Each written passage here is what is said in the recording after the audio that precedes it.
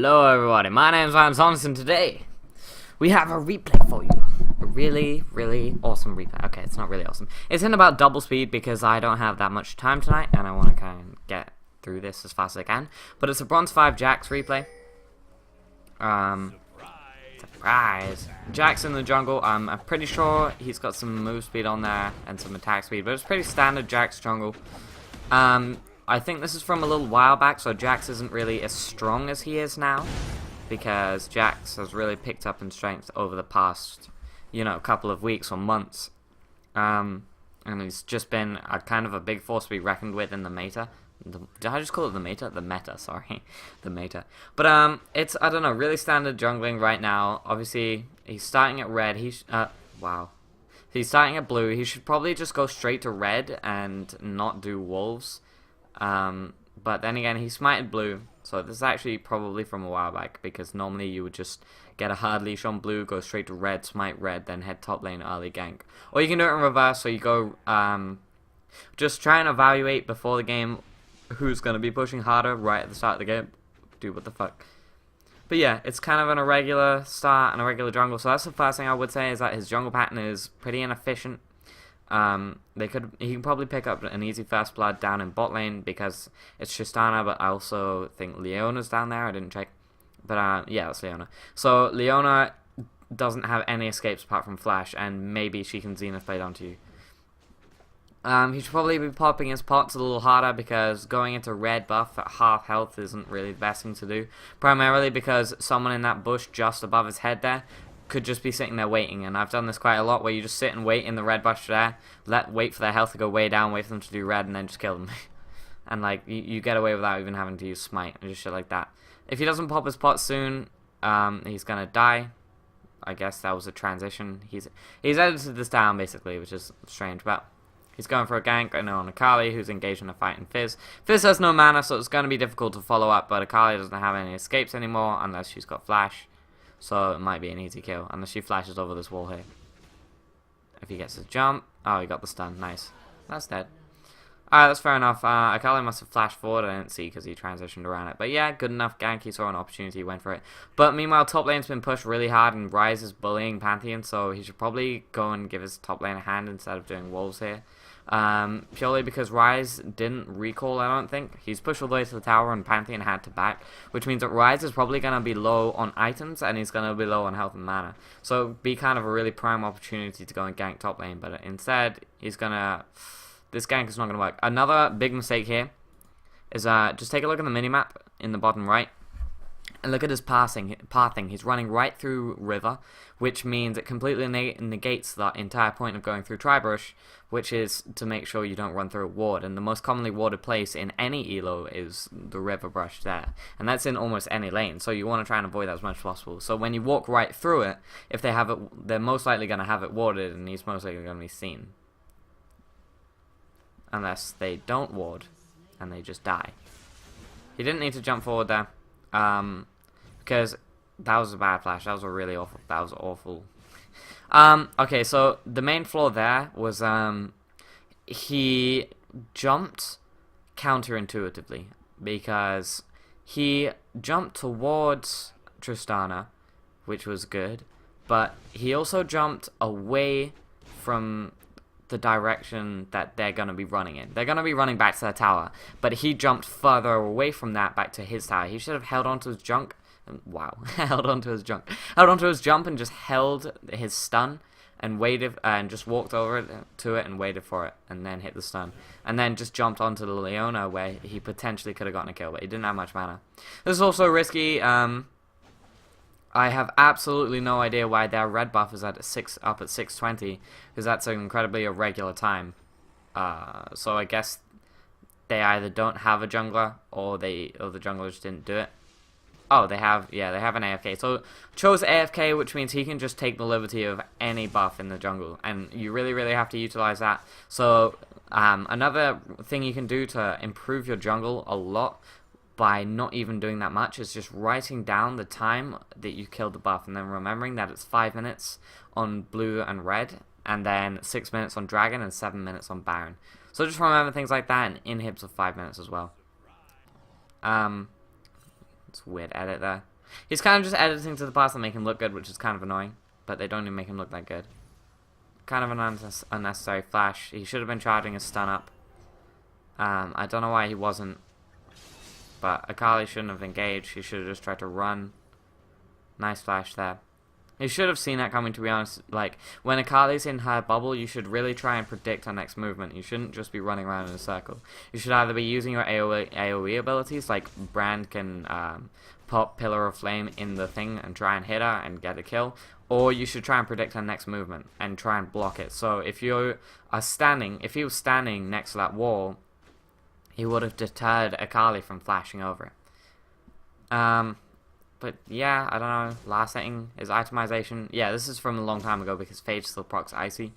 But his itemization's fine. He's probably going for Triforce, but he should have been like clearing the wave faster. I know it sounds strange, but you can use Smite on those siege minions and stuff. He has blue. I'm not sure why his red's not up. He must have had that at a really irregular time, which is kind of strange. His red should be up in the next couple of seconds at least, I think. Yeah, a couple of seconds. Instead, he's gonna fucking time skip. Excuse me. Sorry. So basically, they're just basic mistakes again. Akali needs to stop doing that. She needs to stop roaming bot lane when there's gonna be clearly a ward there. And also, she should have waited until she had gotten into the bush to drop the thing. Wow, that's really not gonna work, Akali. Sorry, bro. Fizz with the nice steals there. But like, generally, I mean, these are the parts that I'm assuming the guy's like, oh, okay, I'm fine at the game because, you know, I'm doing this well. When in reality, they're not very efficient because he's not being very safe. Like, this fight here is really risky and Ryze could probably kill him. Wow, I'm impressed. Maybe now I'm less impressed. I'm not surprised why. Wait, not really sure why Ryze didn't kill him because Ryze Q like does a lot of damage and. That was kind of strange. He's looking for a Zeal. Yeah, that's fair enough. You know, Triforce is really strong nowadays. I don't know if it wasn't really as strong when it was on Icy. We might do right off going Frozen Mallet. Pantheon is doing a weird drop there. That was a really needless jump. I've talked about this before, but wasting your CC and your jumps and Pantheon's a retard.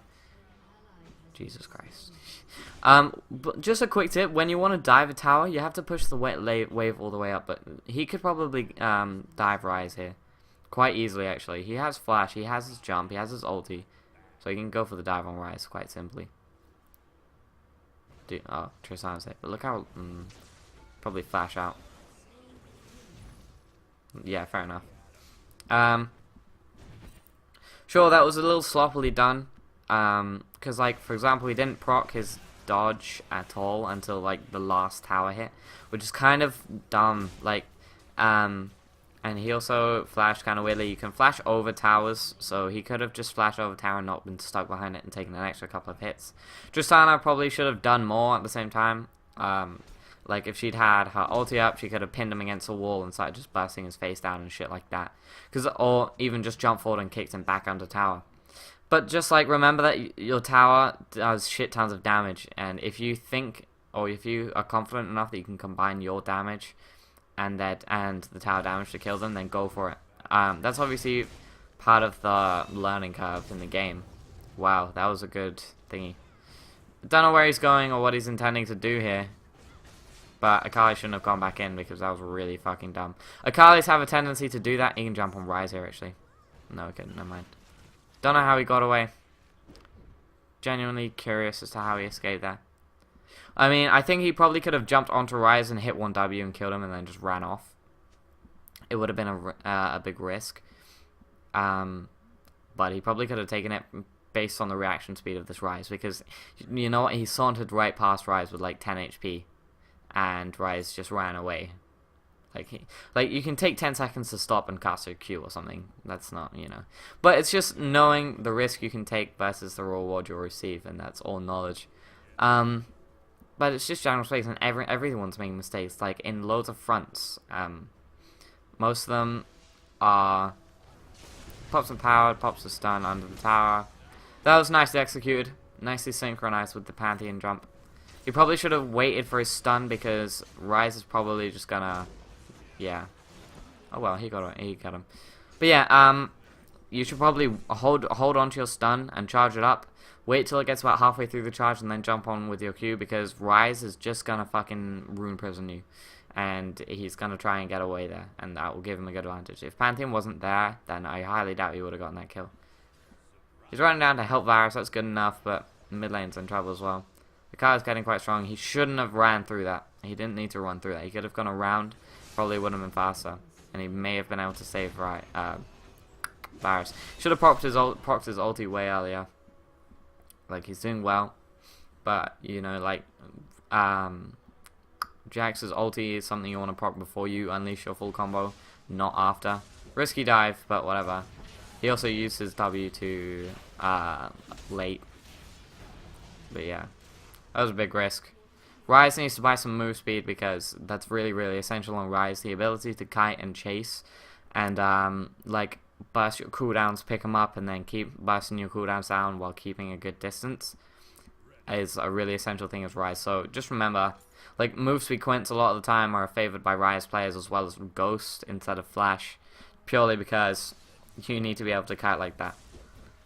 Yeah, there's something you can work on, is proccing his W more efficiently. He's also got quite a low CS, considering the enemy jungler isn't even in the game. Like, the enemy jungle is completely full of shit. Like, it's so much stuff you can take there. Their blue is up. He doesn't need to keep pushing this wave. He can go and take their blue, because once you've killed like an actual wave, then a wave, like a bigger wave will start building up. I'm trying to get the words out. A bigger wave will start building up. That was like kind of random, because they completely left her alone. Like, I'm not really sure why they did that.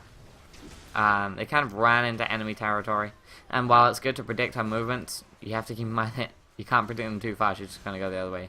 But nicely won team fight, and Jax is just tearing anals right now. He does tons of damage, but he's still making lots of mistakes. So just remember that, like, every time you do really well, congratulations, doing well, really well, and you're doing, like, you're improving strongly and stuff like that. Just be wary of the mistakes you make and try and learn from them. Because a lot of people say that losing is the best way to learn, but I would actually disagree, because just because you did well doesn't mean you didn't make mistakes along the way. And those mistakes... Oh, nice Fizz ulti. Those mistakes are... That was a kind of random Tristana ulti as well. She didn't need to do that. But Jax is really, really fucking fed here. But still, you know, blue buffs up, red buffs up, blue buffs up on enemy jungle side. Dragon is... I can't see. Oh, Dragon's down, so that's good enough. Baron's up, and it's 31 minutes. It's 4v5, and they're really fed, so they can probably just rush Baron and finish out the game here. Like, just things like that. Just things you can do. There's always more you can do, you know? And I think Leona's really fucking mad. That's another thing. Wow, toxicity. I just see this all the fucking time. Just calm down. Just chill out. Just have fun. You know, it's a game. You're meant to have fun. And I know you come here to learn. I know you come here to learn about how to play the game better.